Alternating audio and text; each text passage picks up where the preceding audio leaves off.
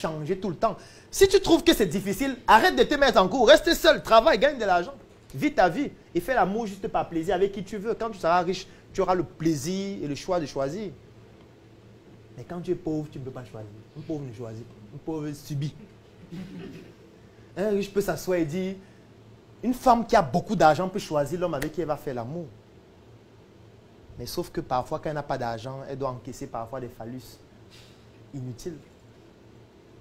Juste pour l'argent de taxi. Vice versa. Alors, donc, il y a la séparation, il y a le divorce aussi. Alors, le divorce, vraiment, je trouve que c'est quelque chose d'extrême parce que ça déstabilise ce qu'on appelle le noyau de l'écosystème d'une société. Et le noyau de l'écosystème d'une société, c'est la famille. La famille, c'est le noyau de l'écosystème. Plusieurs familles forment la société.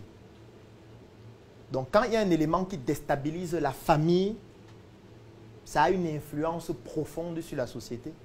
Et il faudrait que la raison qui a poussé à ce que ça arrive soit une raison suffisamment valable.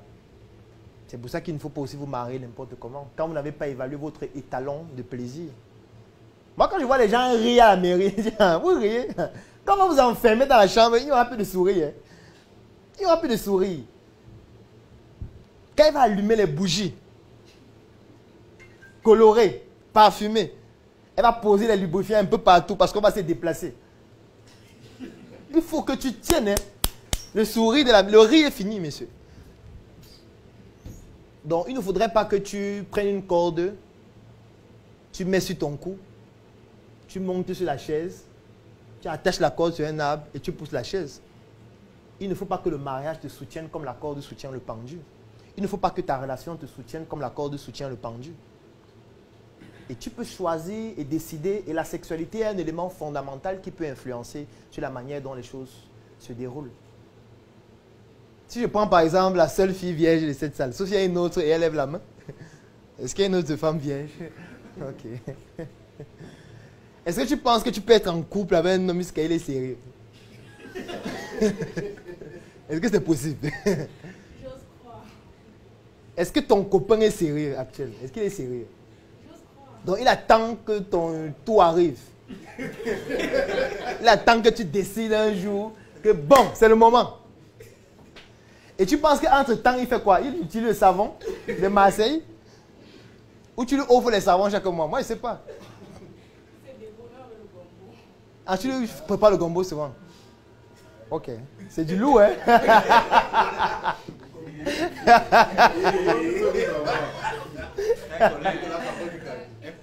Elle prépare le gombo, elle lui donne.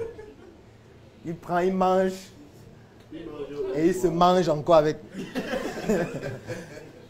Parce que c'est difficile quand même. Vous ne trouvez pas? Oui. J'ai une question, ça risque de sortir légèrement. Oui, allons-y. Tout à l'heure, tu as pris un exemple parlant du mariage où tu conseillais, tu parlais du sourire à l'église et à la mairie. J'ai envie de savoir, est-ce que c'est une façon subtile de conseiller aux uns aux autres la vie, ce qu'on appelle entre nous le vieux reste avant le mariage, ou quelque part tu te dis, bon, puisque dans la manière de jauger les talons, il faut certainement passer par là avant le mariage. Est-ce que tu serais pour cette pratique-là, où tu te dis, bon voilà, on peut arriver à l'intérieur avant de se découvrir? Alors, moi, je suis du principe selon lequel il faut tester la marchandise. Je ne suis pas en train de dire qu'il faut vivre ensemble pour le faire nécessairement. Mais il faut tester la marchandise. Pourquoi? Parce que, un, ça vous permet de mesurer vos étalons. Deux, ça vous permet de mesurer la sensibilité que vous avez à vivre ensemble. Parce que, sincèrement, vivre avec quelqu'un et rencontrer la personne de temps en temps, ce n'est pas la même chose. Ça veut dire vivre avec quelqu'un dans une même maison, rencontrer la même personne chaque jour pendant 2 ans, 5 ans, 10 ans, 20 ans. Il faut du sport émotionnel. Ce n'est pas facile. Ça veut dire qu'en réalité, j'estime qu'il faut un test. Il faut quelque chose qui va te permettre de savoir si tu seras capable de résister à ça. C'est un peu comme le vaccin. On te dit, il y a une maladie dangereuse. On va t'inoculer la version atténuée de la maladie, afin que ton organisme produise des anticorps. De telle sorte que quand la version virulente de la maladie va survenir, que tes anticorps soient déjà préparés pour pouvoir combattre cela. Ça ne veut pas forcément dire que je favorise le fait qu'aller vivre ensemble. Après, c'est vous qui décidez, c'est votre vie. Mais une marchandise qu'on n'a pas testée, c'est une marchandise qui est dangereuse, qui peut exploser à tout moment. Et quand il sera peut-être déjà tard. Quand il sera peut-être tard. Alors, maintenant, après les conséquences, qu'est-ce qu'on va voir? On va voir la physiologie. Alors, au niveau de la physiologie, je ne vais pas entrer dans trop de détails parce qu'il y a forcément beaucoup de termes qui vont être complexes. Mais je vais expliquer ça simplement parce que c'est important de comprendre le fonctionnement normal.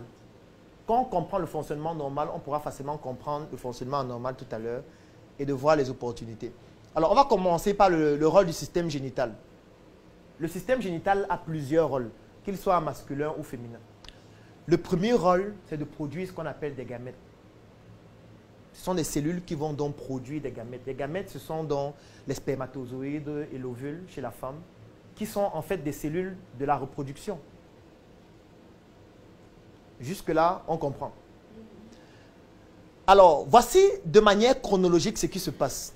Il y a la production des gamètes mâles et femelles qui sont le spermatozoïde et l'ovule. C'est vrai que plus spécifiquement, c'est l'ovocyte. Ensuite, il y a l'union. L'union se produit pendant le rapport sexuel. Ça veut dire comment on fait en sorte que le spermatozoïde de l'homme entre en contact avec l'ovule de la femme. Il faut qu'il y ait un contact entre l'homme et la femme. Et le contact entre l'homme et la femme, c'est donc l'union qui se produit par copulation. La copulation, c'est le rapport sexuel. Ce qui fait que pendant donc, la copulation ou pendant le rapport sexuel, il y a donc une combinaison entre les deux gamètes mâles et femelles. C'est ça qu'on appelle donc la fécondation. Donc le spermatozoïde va entrer en contact avec l'ovule, ou plus spécifiquement avec l'ovocyte. Et ce qui va donc se passer, c'est quoi? C'est que le spermatozoïde et l'ovocyte vont former ce qu'on appelle un ovule qui est fécondé par le spermatozoïde. Maintenant, ce qu'il faut savoir, c'est que ces cellules à l'intérieur ont ce qu'on appelle des noyaux. Donc les noyaux vont se connecter, vont fusionner et vont donner ce qu'on appelle un zygote. Et le zygote, donc, c'est la toute première cellule de l'être humain. Et c'est le zygote, donc, qui va commencer à se transformer durant tout le processus de la gestation ou de la grossesse pour donner donc l'embryon, le fœtus et le nouveau-né à la naissance. Est-ce qu'on a compris le processus? Ça, c'est le côté reproduction de la sexualité en ce qui concerne la physiologie. Alors, la deuxième chose qu'on va voir ici, c'est ce qu'on appelle des structures homologues. C'est vrai qu'il y en a plusieurs, mais j'ai juste cité deux. Alors, chez la femme et chez l'homme, on a le testicule et les ovaires qui ont la même fonction. Chez l'homme et chez la femme. D'autres organes homologues, c'est ce qu'on appelle le pénis et le clitoris. Ce sont des organes qui sont homologues aussi. Donc, c'est-à-dire qui ont sensiblement la même fonction chez l'homme et chez la femme. La troisième chose qu'on va voir, c'est ce qu'on appelle les gonades. Les gonades vont produire quoi? Il y a ce qu'on appelle les gamètes qu'on a vu tout à l'heure, les gamètes mâles et les gamètes femelles. Ensuite, il y a les hormones sexuelles. Alors ici, c'est très très important. Très très important de comprendre le rôle donc de ces différentes hormones dans l'organisme. La première chose qu'il faut savoir, c'est que ces hormones s'appellent les hormones stéroïdes. Il y en a des hormones mâles et des hormones femelles. Chez les hommes, ça s'appelle les androgènes. Et chez la femme, il y en a principalement deux, c'est l'estrogène et c'est la progestérone. Alors ces organes, ou plutôt ces hormones, ont une influence non seulement sur les organes génitaux externes, masculins et féminins, mais aussi sur beaucoup d'autres parties de l'organisme. C'est pour ça qu'après la puberté, le développement des caractères sexuels secondaires chez l'homme et chez la femme ne se produisent pas de la même façon. Parce que ces organes, ou plutôt ces hormones-là, ont des actions différentes en fonction des différentes cibles, que ce soit des cibles sexuelles ou des cibles qui ne sont pas sexuelles, comme la peau, comme par exemple le visage, comme par exemple certaines autres hormones, les cheveux, etc. Alors, on va voir donc quelques caractéristiques. Alors déjà, le principal rôle, c'est le développement, le fonctionnement des organes génitaux et les pulsions, y compris les comportements sexuels.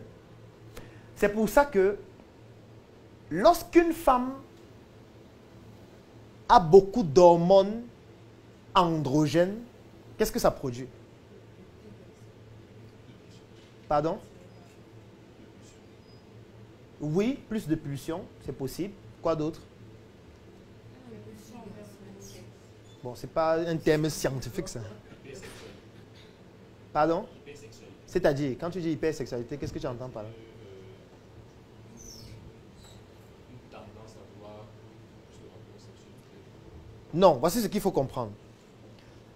Il y a des hormones stéroïdes hommes qui sont principalement des androgènes. Il y a des hormones stéroïdes femmes qui sont principalement de l'œstrogène et de la progestérone. Mais ça ne veut pas dire que chez l'homme, il n'y a pas aussi l'œstrogène et la progestérone. C'est juste que les proportions sont beaucoup plus faibles chez l'homme. Et chez la femme, en ce qui concerne les androgènes, les proportions sont beaucoup plus faibles aussi. Mais il y a des femmes qui ont beaucoup plus d'androgènes qu'il n'en faut. Qu'est-ce que ça entraîne comme conséquence? Il sera attiré par Possible. Quoi d'autre? Oui, c'est ça qu'elle expliquait. S'ils ont beaucoup plus d'androgènes, s'ils ont beaucoup plus d'hormones masculines en elles que féminines, pour être un peu... Oui, ça peut modifier la morphologie du corps. Vous allez voir des femmes qui ont une morphologie un peu comme celle des hommes. La pilosité, notamment, vous allez voir les femmes qui ont de la barbe ou alors qui ont des poils aux endroits où on les retrouve en général chez les hommes. Quoi d'autre? Là, on est déjà sur les hermaphrodites. Ça, c'est très important, la modification de la voix au niveau du larynx. Elles auront une voix qui est un peu plus grave. Quoi d'autre? musculature. La musculature, oui, bien évidemment. Les muscles seront un peu plus volumineux. Vous voyez que là, ce sont les hormones qui sont en train d'agir. Les hormones sexuelles qui sont en train d'avoir des effets pratiquement sur tout l'organisme. Même le type de la peau va être influencé. Ce sont des femmes qui vont avoir, par exemple, beaucoup d'acné parce que les androgènes potentialisent le fait d'avoir des peaux qui sont plus grasses et qui sont susceptibles d'avoir beaucoup plus d'acné parce qu'il y a une production beaucoup plus importante de sébum et qui peut s'inflammer, et qui peut s'inflammer à tout moment et produire donc de l'acné, qui sera certainement une acné inflammatoire. C'est la raison pour laquelle, en fonction des caractères sexuels secondaires développés par une femme ou par un homme, parce que chez l'homme aussi, on peut avoir beaucoup d'œstrogène et beaucoup de progestérone, et il aura donc des caractères sexuels qui se développent comme la femme. Et ça aura une influence aussi sur la libido, directement. Tu as désormais entre les mains le pouvoir de changer ton destin, de changer ta vie. Je sais que tu as des projets, mais parfois la chose qui te manque, c'est la visibilité nécessaire pour permettre à ces projets de toucher la cible que tu recherches afin que les réalisations te permettent de te réaliser. Moi aussi, j'ai rencontré les mêmes problèmes, les mêmes difficultés. Il y a de cela pratiquement 10 ans, lorsque je me lançais en entrepreneuriat, j'avais 800 idées par seconde, mais parfois, pour permettre, même ne serait-ce qu'à une seule de ces idées de toucher la cible, je manquais de moyens nécessaires pour pouvoir bénéficier d'une visibilité extraordinaire qui permettrait à mes projets de pouvoir se développer. J'ai trimé, je me suis battu, j'ai échoué, j'ai bouffé des tontines et pratiquement 10 ans après, j'ai tout de même, avec beaucoup de résilience, réussi à réaliser des prouesses extraordinaires et surtout à bâtir une communauté importante. Aujourd'hui, je voudrais te permettre de bénéficier de ce que j'ai réussi à bâtir parce que je sais exactement ce que tu rencontres comme difficulté actuellement.